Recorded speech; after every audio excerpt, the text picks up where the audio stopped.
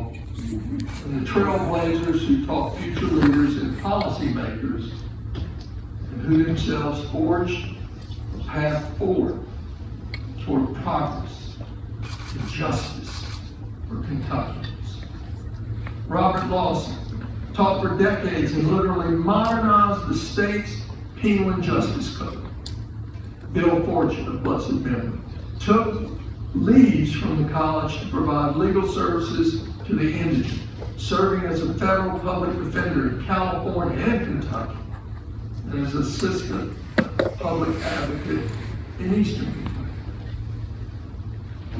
Both names, just two among many, are spoken of with reverence in a college whose luminaries have been governors, senators, congressmen, powerful influencers, and policymakers in Kentucky. The Rosenberg College of Law has been the place where Kentucky's leaders were educated and carefully prepared for who they would become. I believe deeply in that mission. It is why when I arrived in Kentucky, my wife and I made a personal donation to the college's building fund as we, individually and collectively as a community, were working to finish paying for the rebuild and renovation of the magnificent symbol of legal education and scholarship in the heart of our campus. I believe deeply in that mission. It's why I sought out J. David Rosenberg several years ago, meeting with him for the first time in his Cincinnati office on a storm-filled day. The meeting was supposed to last just 30 minutes, and then we would go together to a reception. The meeting extended for hours. And then over a series of subsequent visits, he recounted for me what his youth was like in Kentucky. Child of immigrants, parents owned a little store in downtown Lexington. He got to see where the judges ate breakfast on Saturday morning. Got to visit the chambers. And he told me about what the College of Law and those legendary teachers meant to him. It is in them that his generosity is rooted. It is why I say I had the honor of closing on a gift for which the ask started 50 years ago. I believe deeply in the mission of education of our College of Law.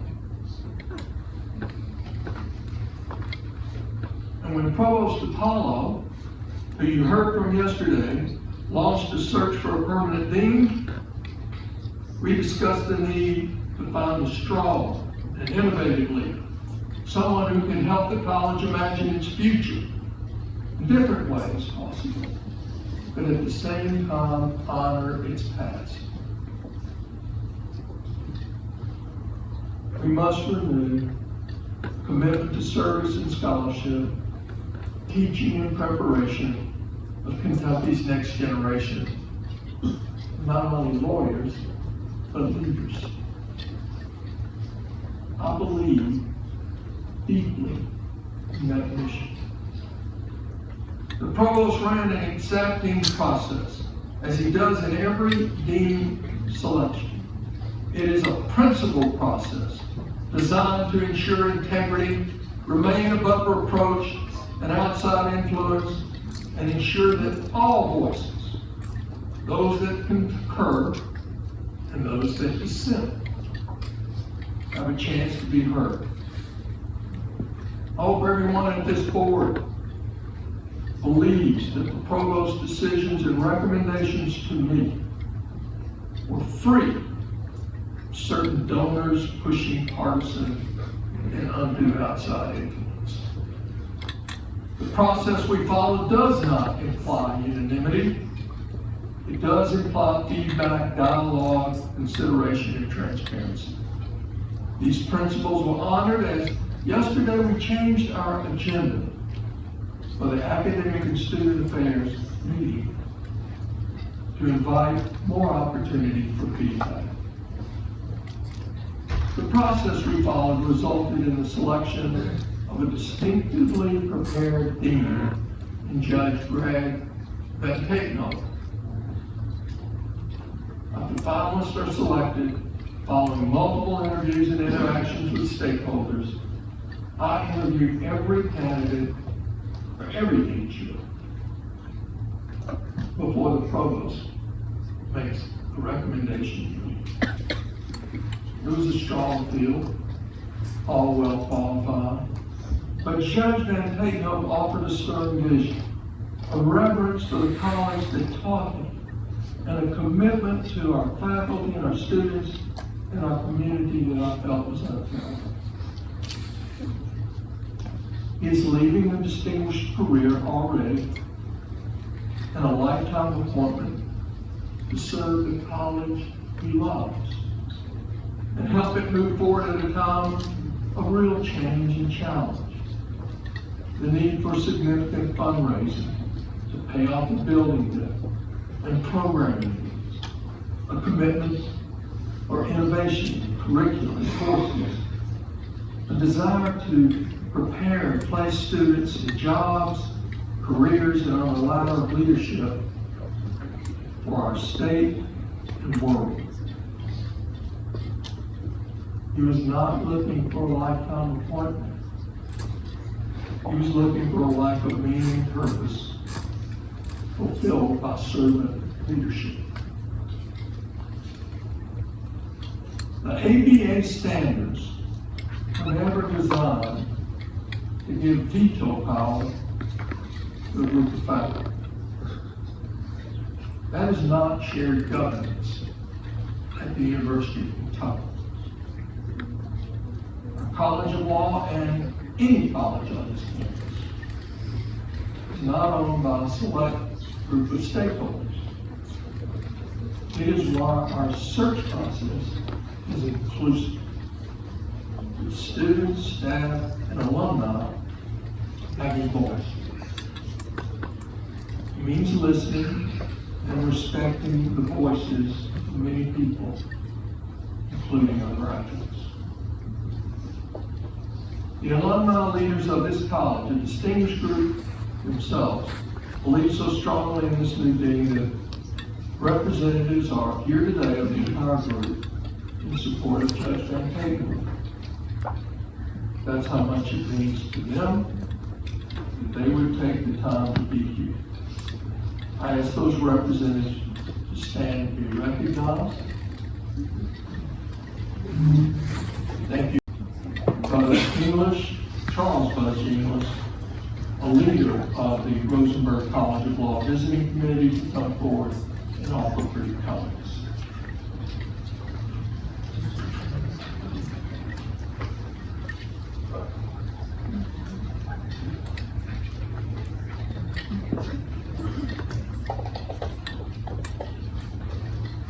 Thank you, Dr. Capolito. Dr. Brightman, members of the board, I want to give you a little bit of my personal perspective. I received my undergraduate degree from the University of Kentucky College of Business in 1980. Received my law degree from the College of Law in 1983. Since that time, I have been very active in both the Kentucky Bar Association and the American Bar Association. I'm a former president of the Kentucky Bar Association. From the American Bar Association, I have served on its Board of Governors. I have served on the Standing Committee on the Federal Judiciary, which evaluates all Article III nominees.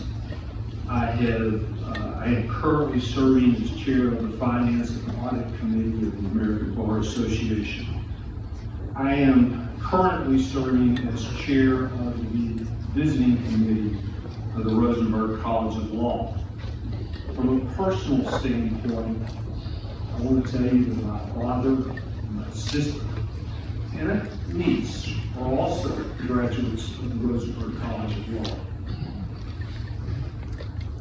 I first want to give you some personal observations, and I'm not speaking now on behalf of the visiting committee, but from my personal perspective.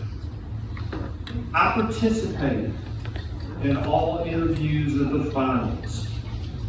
We had ample opportunity to interview and question those who came before the committee that were chosen as the three finalists. My personal observations were that Judge Greg Van Tatenhoven was by far the strongest candidate.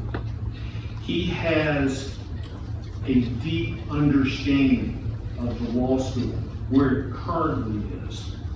He has knowledge of its challenges, and he has distinct ideas about the future of the law school and where it should go.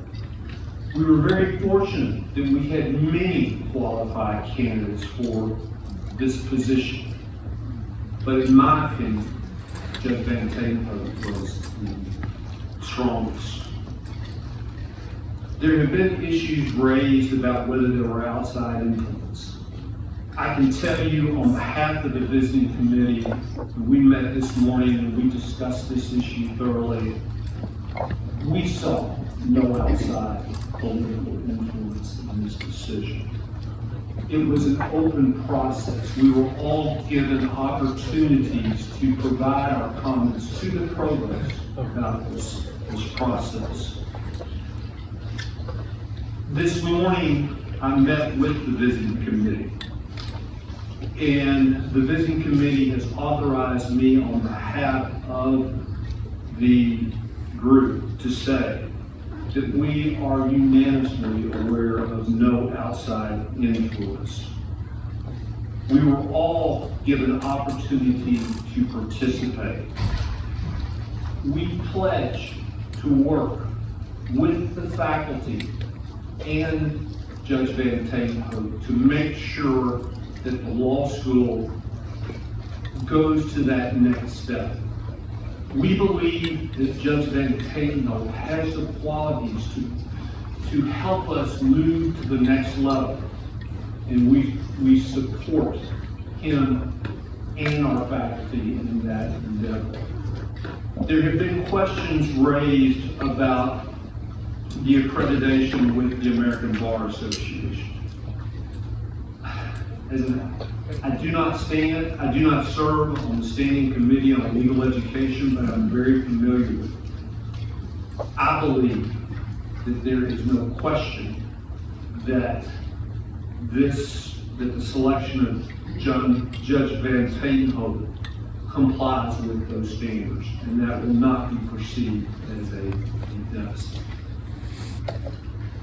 We appreciate the role that this college has played in the history of this Commonwealth, and we pledge to see it move forward in the future. Thank you. And I'll be happy to take any questions if anyone has it. Are there any questions for Mr. English? Thank you. Thank you, sir. There's a question right here. There's a question right here.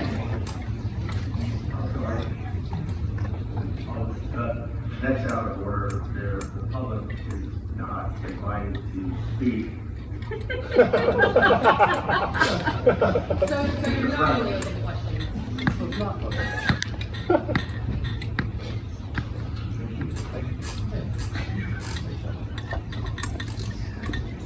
This is an important moment of inflection. This is a time for new leadership.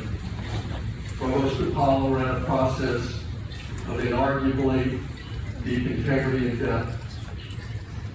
And I believe deeply in what he did and that mission. The process that led to this point. I believe deeply in this leadership selection that offers an exciting opportunity to forge an even brighter future for a college that means so much to our Commonwealth. Mr. Chairman, that is my report. is there any discussion regarding DR1? The floor is open for discussion. Does anyone wish to make a comment? I do. Trustee Williams. Yes, certainly, Chairman Brockman. I appreciate the time that was taken yesterday by Dr. Paul as well as by President Caputo today to describe in detail the process that was taken in our recent deemed elections. With that said, the ABA interpretation of Standard 203 requires good cause in order for a law school dean to be appointed over the stated objection of a substantial majority of the faculty. So it concerns me that based upon what was shared yesterday, we still don't know the level of the faculty sentiment against which good cause was measured when the law school dean appointment was made. And since we don't have that knowledge, my concern remains. And if it were possible, in the governing rules, we could have brought this matter to a vote of this board. However, per interpretation of the governing rules, that is not possible. So, we move forward together. But this issue has exposed the need, I believe, to review and improve upon our governing rules and improve our process of shared governance. So I'm asking our chair, president, and this board to prioritize said review as we prepare for our next board meeting in June. There's been a motion made. I would like to hand the gavel over to Vice Chair Case so that I can speak on the motion. And second, the motion. We didn't make it back. Well, I didn't make it have a motion yet in case there was some other discussion. Okay. I'll make a motion. Thank you, Mr. Chairman. Before I make my motion, I want to tell a quick story that many of you have experienced yourself. This morning, when I was walking into the building, I ran into a fellow in front of the administration building who said hello to me. And we talked for a minute, and I asked him his name. His name is Bill Simpson. And Bill reminded me of why we are all here today. Bill is 64 years old, and he is back in school, getting a degree in civil engineering after 40 years working in information technology. Bill reminded me of why we are here, for all the Bill Simpsons who are engaged here, for the faculty, for the staff, for administrators, for everyone. And before I make a motion, allow me to please say this. I respect all of my colleagues on this board. I respect this administration, the president, its leadership, and in fact, give them the benefit of the doubt and credit for good intentions and for meaningful results and big progress. I respect the governor and his point of view and that of all elected officials and the many constituents of this institution. Faculty, staff, alumni, students, and many others. I respect Judge Van Tatenhove. He is an accomplished professional in his field. One of the most engaging people I know, just as Buzz English just shared with us. That said, the motion I'm about to make still is about standards. We may have different points of view about standards. But in my view, it is about upholding the university standards as it relates to the position, the job posting that was made originally. It is also about upholding the ABA standard 203, which involves upholding accreditation standards.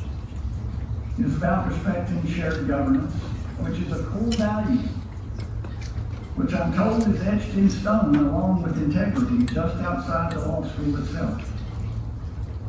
It's about respecting the faculty voice, about accepting the inconvenience perhaps of the moment for the longer term gain. And what is that?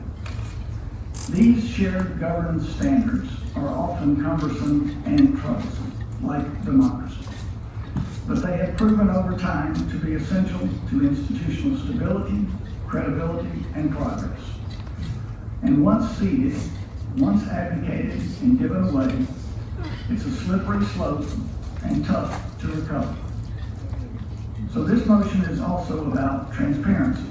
It's about demonstrating that this body, this board, this assembly is truly an oversight and governance body, one that can openly and comfortably debate and engage often tense and difficult and thorny issues.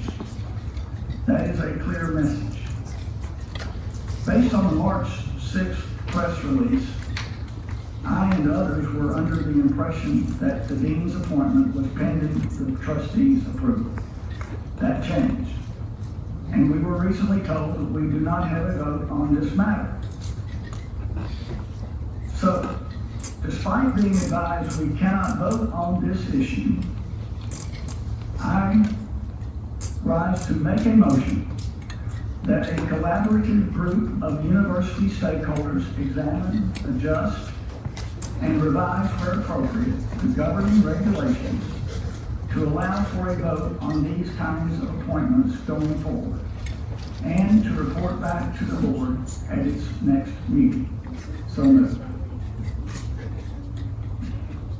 There's a motion on the floor, is there a second? I would like to make that second, Mr. Chair. Trustee Brockman, we have a second. Is there any discussion among the board members? Trustee May?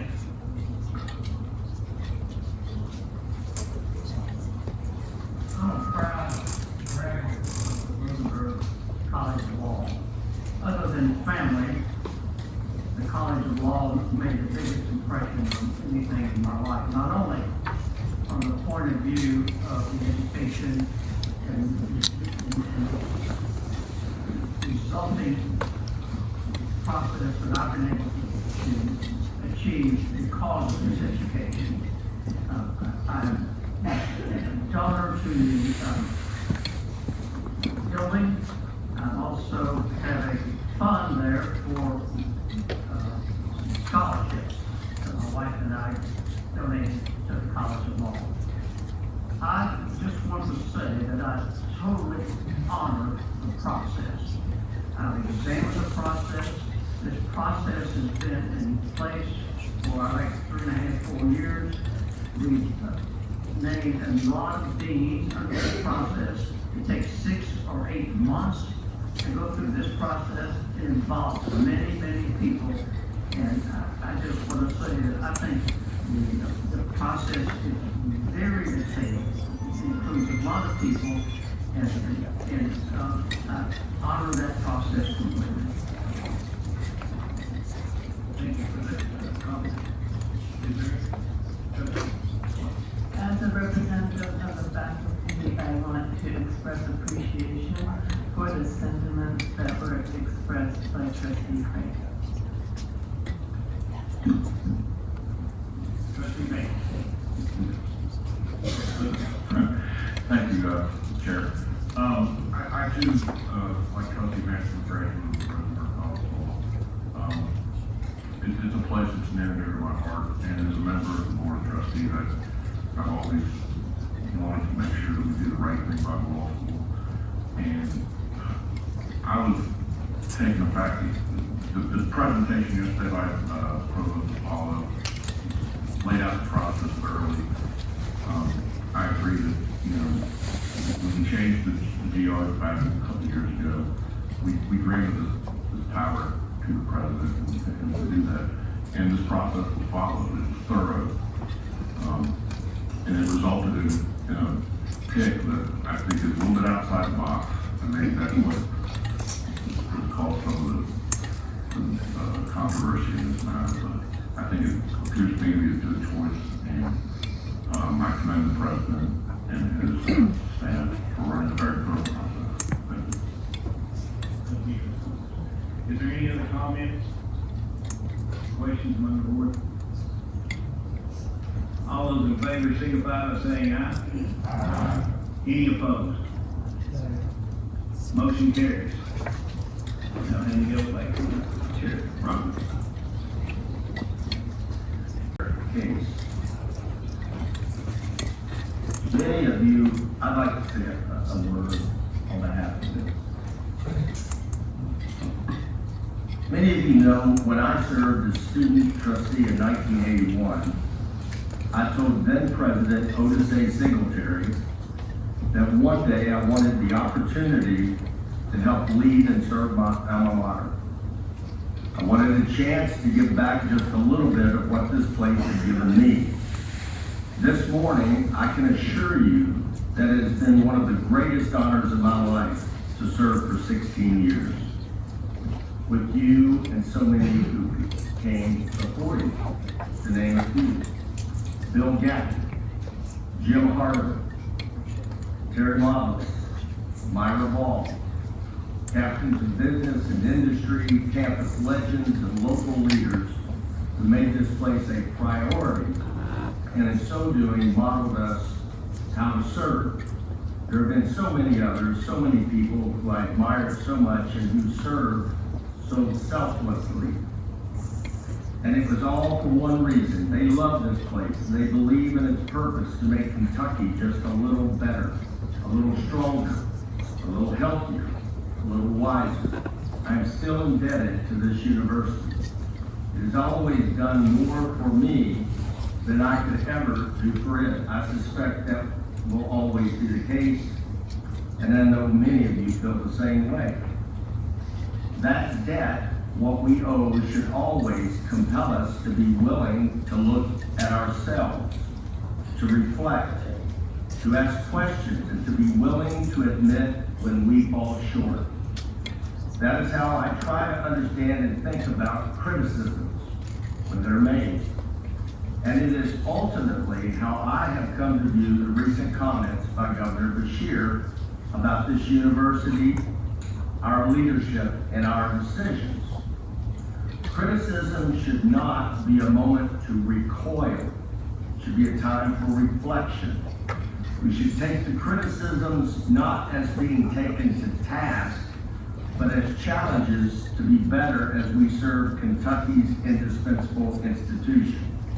I thank the governor for his questions and concerns, for however pointed they seem and for however much we may disagree. But the issue for us, I believe, isn't a new administrative position, nor is it ultimately the appointment of a new dean for the Rosenberg College of Law. It is whether we are willing to ask tough questions of ourselves and those who lead us. We should never be so stiff-necked to believe that we can't improve and that we can't do better. We are, after all, imperfect people, moving imperfectly against the rhythm and backdrop of time, falling and failing and hopefully trying to do a little better tomorrow with what we know and learn than we did the day before. We have made mistakes, we will again, but I know that they are always made in the pursuit of our mission and out of a desire to protect and promote this university, Kentucky's university. Over the last day and again this morning, I would respectfully submit that we have modeled the standards of conduct and performance that the governor has challenged us to meet. For nearly an hour yesterday, a board committee heard from Provost DePaula as he discussed the process for the selection of a dean and how that applied to the College of Law. You respectfully and pointedly questioned him about qualifications and standards, accreditation and scholarships, the needs of the college, and what kind of leader is necessary to meet the challenges that a modern College of Law faces today. He answered every question with a sense of knowledge, commitment to process, and principled integrity. Today, we don't all agree on the outcome, but we have never been disagreeable. Today, after vigorous discussion and probing questions, we have a new dean for a College of Law that needs new leadership. And I believe we must come together, as we always do, to support, push, and urge him to be better and help him be successful. Because while we are all called to ask tough and challenging questions, we are also, most importantly, called to do whatever is required to move this state forward. We seek consensus. We have not been a rubber stamp, and we must never be. We have been fiduciaries of an institution and keepers of a promise larger than ourselves. We also have consistently supported President Eli Capelouto since the day he set foot on this campus nearly 15 years ago. He too would tell you he has made mistakes and will again in the future. But don't ever doubt what has occurred over the last 15 years and the momentum we must protect and promote as we move forward. The signs of progress, the markers and milestones of momentum are all around us. $8.6 billion in infrastructure investment has revitalized and transformed this campus. 15 years ago, our graduation rates were stubbornly stuck at 60%. 15 years and nearly 15 percentage points later, we are among the best institutions in the country. The number of certificates and degrees awarded has increased by nearly 70%.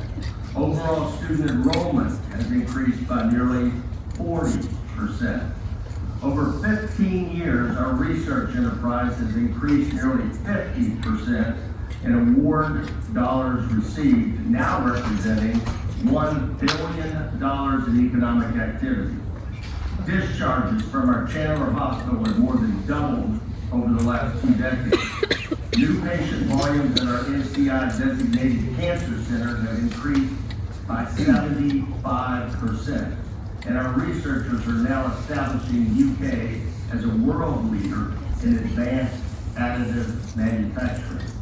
One-of-a-kind programs such as UK Invest empower students with the knowledge they need to control their own financial destinies, and innovative initiatives like UK Leads are lowering or eliminating student debt. All of this has happened here under this leader and with our support and prodding. I didn't recite the litany of numbers and successes to satisfy or convince anyone of a job well done. I offer them this morning because commitment, not complacency, is our role and responsibility as leaders and servants of this place and this state. I believe we can and we will be better because of these criticisms, this probing and candid discussion, and yes, these questions and criticisms. Our response now and going forward should be to acknowledge that we can and must do better, and then redouble our focus on doing so with everything we have for an institution we all love. Because in a few weeks, more than 10,000 students will receive degrees and certificates from this institution, each one representing our investment and our belief in the future. Even though most of them will never know who we are or what we do, that degree symbolizes their faith in us. Today, more than 35,000 people work at UK.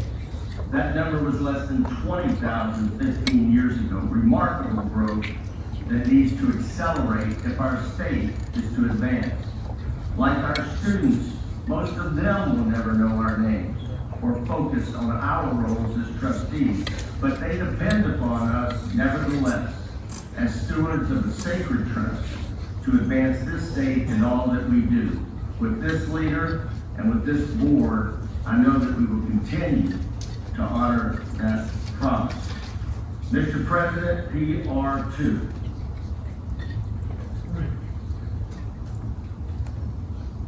Who said that? 3, sorry.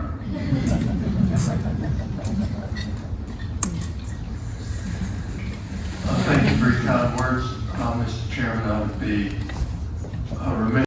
My deepest appreciation for the 35,000 people who come here every day to make everything that you describe possible. I'm honored to be a part of it.